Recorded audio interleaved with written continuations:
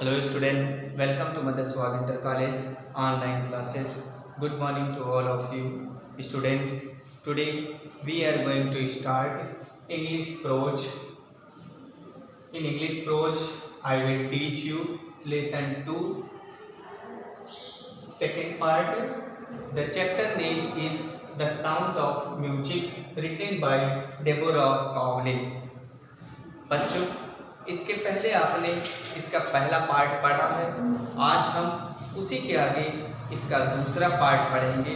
पहले पार्ट में आपने देखा कि एवलिन एक लड़की है जो बहरी होती है, उसे सुनाई नहीं देता, लेकिन वो अपने शरीर के अंगों के जो संगीत की ध्वनि है, उस ध्वनि की जो आवाज़ आती है, ध्वनि आती है, उसके शरीर में टच करती है और उसके कंपन के माध्यम से वो एक बहुत बड़ी संगीतकार बन जाती है और वो एक रॉयल एकेडमी में जा कर के बहुत बड़े प्रेजेंट यानी उपहार यानी गिफ्ट अवार्ड भी वो जीतती है।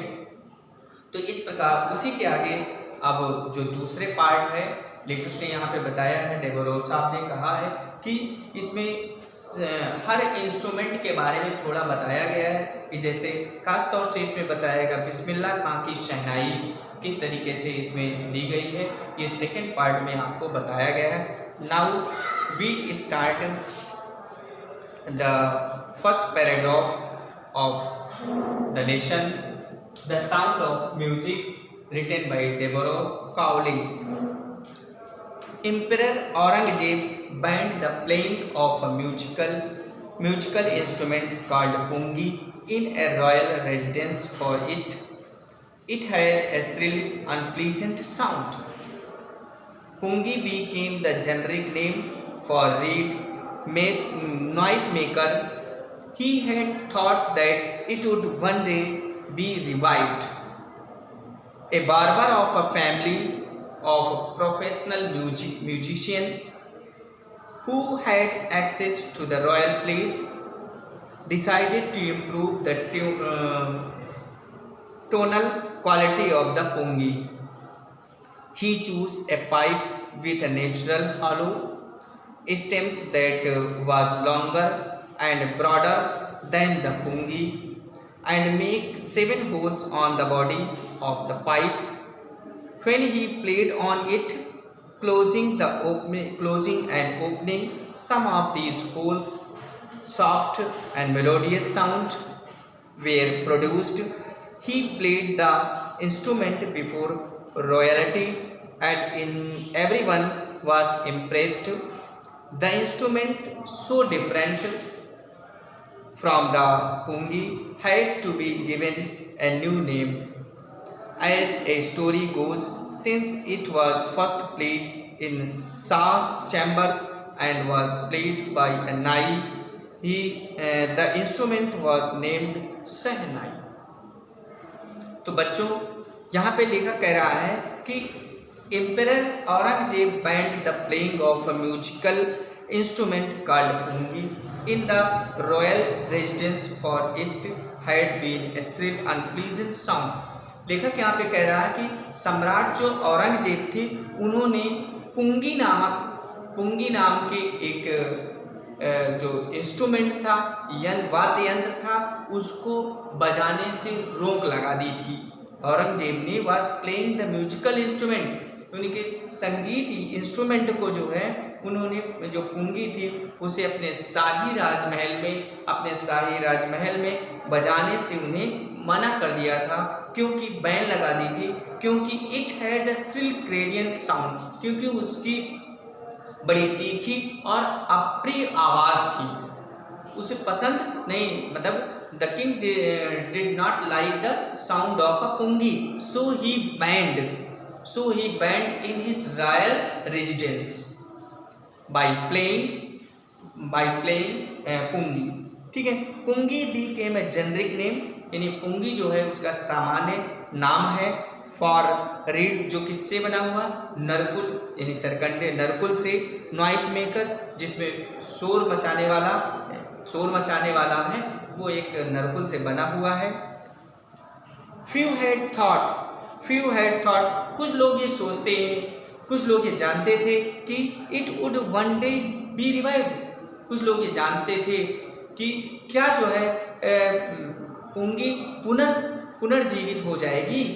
इट वुड वन डे, एक दिन जो है पुनर्जीवित हो जाएगी। ए बार्बर ऑफ अ फैमिली, एक परिवार का जो नाई, ऑफ अ प्रोफेशनल म्यूजिशियन, जो एक व्यावसायिक संगीतज्ञ था, एक व्यावसायिक संगीतज्ञ जो एक परिवार का नाई था, बार्बर माने नाई, who had access to royal palaces, उसके रॉयल यानी शाही महलों में उसकी पहुंच अधिक थी। Access to royal places, decided to improve the tunnel, उसने उसके टन को यानी उसके लय को बदलने का, ठीक है, सुधारने का, decided to improve the tonal quality of the pungi, पुंगी के जो है उसके लय में, उसके सुरीला में, उसके ध्वनि में, ध्वनि की गुण को बदलने में, सुधारने का निश्चय किया। ही चूज द पाइप, उसने एक पाइप का चयन किया, विद ए नेचुरल हॉलो, जिसमें प्राकृतिक होल हो, छेद हो, होलो माने खोखला हो, मतलब जो प्राकृतिक जो खोखला हो, उसके स्टेम में जो खोखलापन हो, दैट वाज लॉन्गर और लंबा हो, एंड ब्रॉडर माने चौड़ा हो, उसको उन्होंने चयन किया। देन द पुंगी, यानी किसकी अपेक्षा, पुंगी अपेक्षा, यानी पुंगी को जो बैन किया गया तो उस पुंगी के स्थान पर दूसरा यंत्र बनाने के लिए उसने ये सोचा कि पुंगी की तरीके उससे चौड़ा और लंबा नरकुल होना चाहिए। एंड मेड 7 होल्स, और फिर उसमें उन्होंने क्या किया, 7 होल की, 7 छेद की, on the body of the pipe, उस पाइप के, उस नली के शरीर पर, यानी नली पर जो है उसने 7 छेद किए। When he played on it, और जब वो उसे बजाते, and closing and opening some of these holes, तो उनमें से कुछ होल को, कुछ छेदों को कभी बंद करते, कभी खोलते, मतलब कुछ को खोलते, कुछ को बंद करते, और इस प्रकार से soft and melodious sound were produce, इस प्रकार से उसमें से मधुर और सुरीली आवाज़ जो है उत्पन्न हुई। He played the instrument before royalty, और इस राजशाही परिवार के सामने उन्होंने इसे बजाया। He played the instrument before the royalty, उन्होंने उसे राज परिवार के सामने बजाया। एंड एवरीवन वाज इम्प्रेस्ड, और उससे प्रत्येक कोई जो है प्रभावित हुआ। द इंस्ट्रूमेंट सो डिफरेंट, यानी जो यंत्र था, वाद्य यंत्र था, वो बिल्कुल भिन्न था। फ्रॉम द पुंगी, किसी पुंगी से बिल्कुल भिन्न था। Had to be given a new name, जिसका एक नया नाम दिया गया। एज द स्टोरी गोज, जैसे कहानी बताई जाती है, since it was the first played in Shah chamber, कि जब उसे शाह के घर में या शाह के कमरे में जब उसे पहली बार बजाया गया था, तो वाज प्लेड बाय ए नाई, तो उसे एक नाई माने बार्बर, यानी बार्बर के द्वारा या नाई के द्वारा उसे बजाया गया था। इसलिए द इंस्ट्रूमेंट वाज नेम्ड शहनाई, इसलिए इंस्ट्रूमेंट का नाम शहनाई रखा गया। मैंने जो शाह ऐसे करके, या हम ये कह सकते हैं ये शाह है और प्लस नाई, ये शाह प्लस नाई, ये नाई का मतलब है बार्बर, इस नाई का मतलब है बार्बर। तो यहाँ पे शाह तो जो राजा थे, ये राजा हो गए, और ये नाई जो वो व्यक्ति है जिसने उसको बजाया है, प्ले किया है, इसलिए इन दोनों को मिला करके क्या कहा गया, शहनाई कहा गया। दोनों को मिला करके यहाँ पे शहनाई, तो इस तरीके से एक शहनाई यंत्र, दूसरा वाद्य यंत्र पुंगी के स्थान पर शहनाई की खोज हुई।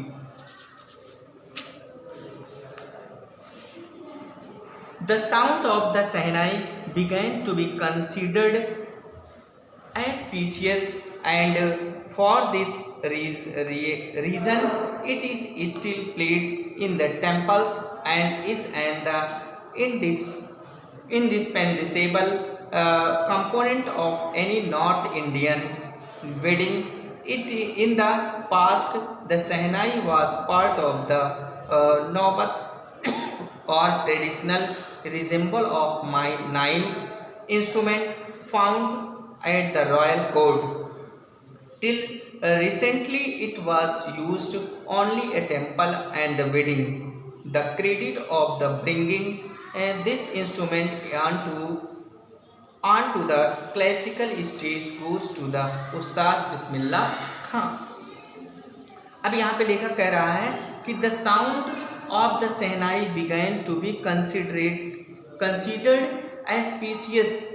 यानी एस्पीशियस का मतलब क्या होता है? शुभ मांगलिक कार्य, जो जैसे शादी विवाह होते हैं, जो मांगलिक कार्य होते हैं, उस पीरियड जो है इसे बजाया जाने लगा. यानी the sound of shehnai, shehnai की जो आवाज़ जो थी वो began to be considered auspicious. तो शुभ मांगलिक कार्यों में यानी शहनाई की जो आवाज़ थी को शुभ मांगलिक यानी शुभ समय में माना जाने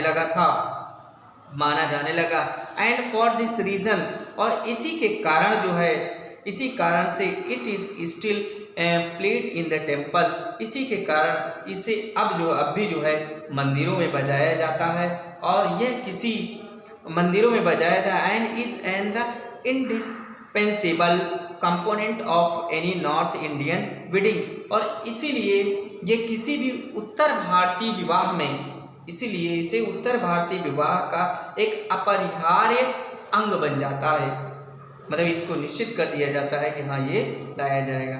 इन द पास्ट, यानी प्राचीन काल में, the shehnai was part of the नौबत और the tradition is example of the 9 instrument found at the royal court.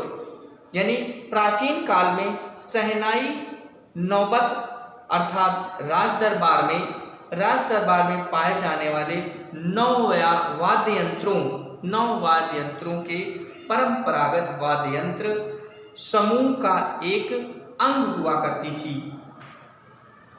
Till recently it was used only in the temple and the wedding.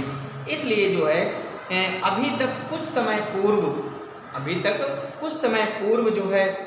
पहले तक जो है इसका प्रयोग केवल मंदिरों और विवाहों में किया जाता था. लेकिन अब जो है the credit of the bringing this instrument on to the classical stage goes to the Ustad Bismillah खां. लेकिन अब क्या है कि शास्त्रीय मंच पर भी, लेकिन क्लासिकल इंस्ट्रूमेंट का मतलब, क्लासिकल स्टेज का मतलब है शास्त्रीय मंच, और अब जो है शास्त्रीय मंच पर इस वाद्य यंत्र को जो है लाने का श्रेय जो है वो किसको है? उस्ताद बिस्मिल्लाह खान को जाता है. तो यानी अब शहनाई को जो है, जो शहनाई के प्रणेता माने जाते हैं, वो हम उस्ताद बिस्मिल्लाह खां को मानते हैं. और इसका मतलब ये हो गया कि शहनाई के जो आवाज़ है वो बिस्मिल्लाह खां के द्वारा शास्त्रीय मंच पर भी बजाया जाने लगा. तो बच्चों, आज हम यहीं तक वीडियो को समाप्त करते हैं इसे. इसके बाद हम नेक्स्ट वीडियो में आपको अगला पैराग्राफ को अध्ययन करेंगे. तब तक सभी बच्चे इसे ध्यान से पढ़ेंगे और इसके पिछले वाले पार्ट के शार्ट आंसर जो कंप्रिहेंशन क्वेश्चन प्रोवाइड किए गए हैं उनको सभी ध्यान से लिखेंगे. Thank you.